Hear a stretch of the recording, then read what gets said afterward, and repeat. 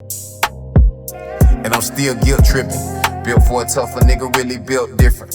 Ace right out the bottle, yeah, I really sip different. Geeks right out the plastic, yeah, I really drip different. And you can ask my nigga Corey. Yo, what's happening? This your boy Corey, man, owner of Geeks Clothing Company, and we got another installment, another episode. This is a special one though, man. We got another installment of the Geekster Masters show. We got Miss Saysha Black Ruby with us. How you doing, Miss Lady? I'm good. How are you? I'm good. It's good to have you on.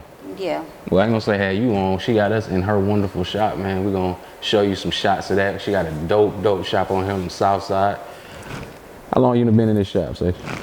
I got here in May.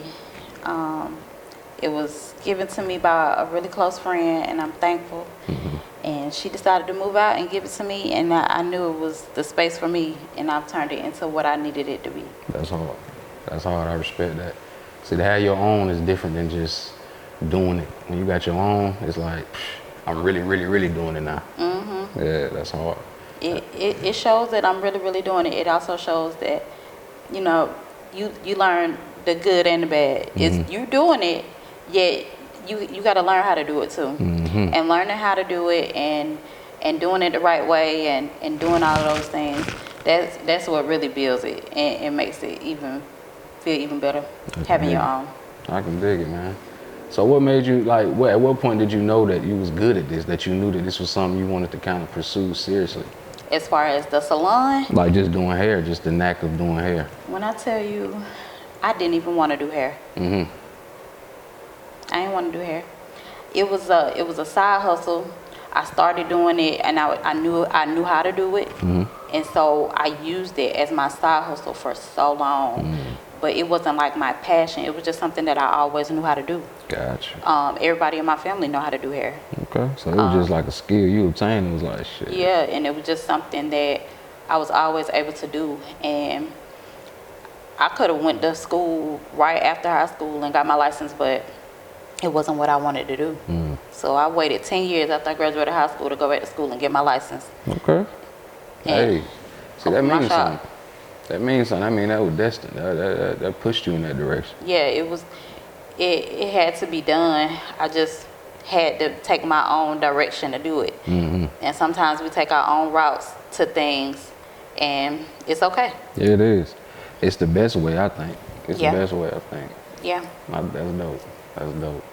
So, let me ask, so like, okay, when it comes to like appearance, you know what I'm saying? Like, what's important to you as far as like taking pride in your appearance, just as a black woman, black man? Why is that important to you? You know, some days I am like, I really don't care because I'm a mom. And I'd be like, well, these people gonna get whatever I give them today. Yeah, as you grow and you get older, you realize if you look good, you feel good. That's true. So I had to realize that I can't just get up and be like, they gonna get who I give them today. Sometimes you gotta put a little more effort in your appearance so that people, you know, respect you as well. Because if you don't care about your appearance, then how would you care about anybody else? That's right. Or yourself, for that matter. That's right. So. See, because I asked that because I agree with that. I feel like, you know, when you take pride in your appearance, it's all a part of mastering yourself. Yeah. It's all a part of, you know, knowing who you are and knowing that your image is your postcard, is knowing that's your best foot forward. Right. And it's dope that you in that industry, that you able to help and aid in that process, man. That's dope. Right. I see you got some things on the table though, man. We ain't gonna get too deep without talking about what's on this table. What we got in this bottle? We have my hair oil. So I have a whole line. I came up with a name years ago, just like everything else, and it locked or not. You can use it whether you locked or not. Locked or not. Come on, man. Because it's locked. We don't say dreads. It's nothing dreadful about our hair. That's right. Or our crowns, because this is our crown. Come on. Yet I have a line of leave-in conditioner, hair oil, hair grease. Okay. Because I believe in grease in the scalp. I'm old-fashioned. Absolutely. So yeah, and then I have 2 books that I've written, and more books on the way about hair, because I'm also a licensed educator for the state of Georgia. After I graduated from hair school, I had an opportunity where one of my educators called me and said she had a scholarship for me. And I was able to get my educator license a few years after I graduated hair school. Okay. So I'm teaching and I am doing hair. And I'm going to retire as a teacher. Okay. I already got my retirement plan because at the end of the day, whenever you have a business, always know your exit strategy. Talk to me. You got to know how you're going to get in and how you're going to get out. Message. And you have to have a backup plan. Like, you know, kids have these dreams of being in the NFL or being in the NBA. But I'd be like, okay, but you need to go to school for sports medicine, because what if you don't make it in there? Then you're going to have to be a personal trainer, or you're going to have to do something else. That's right. That's right. You got to figure out what else you're going to do after that. Yeah. Because they retire. You're going to have to retire and figure out what you got to do afterwards. That's real. So, yeah. I think that's a dope piece of advice you gave them folk, man. Have your exit strategy together. Yeah. 'Cause it get real out here when you don't got no plan in place. For real. I'm telling you, things are so unpredictable, and the way things move, you need to have some type of map that you're following. So Yeah. that's dope. That's Yeah, dope. for I sure. respect that, man. So what other endeavors do you got going on besides the shop? I am on the committee for the Sweet Auburn Music Fest. I've been working with them for about 8 or 9 years, helping with marketing. Now I'm assisting with the stage, one of the stage coordinators. Okay. And it's we strive on being clean music. We strive on being family oriented. Dope. We strive on being one of the most historic festivals in the city. We got all these festivals, but don't play with the Sweet Auburn Music Fest. Hey, you heard it here. Don't play with them folk. No, we ain't playing with them. So. And we're always in the fall. Okay. But yeah. So annual event, always in the fall. Sweet Auburn Fest. Hey man, I'm gonna make sure every link, every page, any kind of contact, make sure you can contact her to get any information on anything she's doing. Cause she working out here, man. She working out here. She got some real situations going on. So the Sweet Auburn Fest. What else you got going? And then speed dating. So I believe in love. I believe in black love. Come on now. So I'm trying to get my black people together. I still know some good men and women out here that's single, want to date. We also, I've joined the speed dating event with a podcast called Cocktails and Conversations, where we talk about relationships and dating. And we just have an open forum, and you get to hear other sides of relationships, like something that you may agree with in your relationship, somebody else might not agree with. Dope. That's real. I love it, and I've done events. I used to do club promotions and all of that. Yeah, I remember. Yeah. I remember. I love events. I love to get people in a room together. But everything got to make sense now. True. And that makes sense to me. Okay. Okay, man. Hey, Southside, man, y'all gotta understand, we got some real pioneers, some real visionaries, man, that's really trying to change the way we see these obstacles and these things we face, make it easier, make it simpler, and really bring love to what we got going on. So y'all respect the hustle, man. Y'all respect the vision, and tap in with Miss Saysha, man. This is a serious situation.